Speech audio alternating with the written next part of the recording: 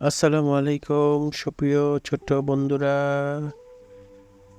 আজকে চলো আমরা একসাথে একটি কবিতা আবৃত্তি করি। আমাদের আজকের কবিতার নাম দূরের পাল্লা। লিখেছেন সত্যেন্দ্রনাথ দত্ত। চলো একসাথে কবিতাটি আবৃত্তি করি। ছিপখান তিনদার, তিনজন মাল্লা, চৌপর দিন ভোর দেয় দূর পাল্লা।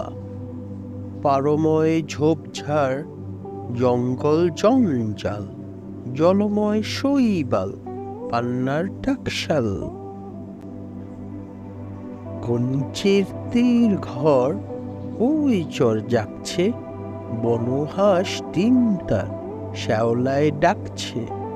চুপ চুপ, ওই ডুব, দেয় পান কৌটি, দেয় ডুব টুপ টুপ, গোমটার বউটি।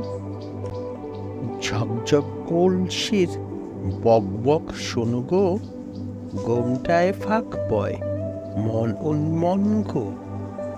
তিন ধার ছিপখান মন্থর যাচ্ছে, তিনজন মাল্লায় কোন গান গাচ্ছে।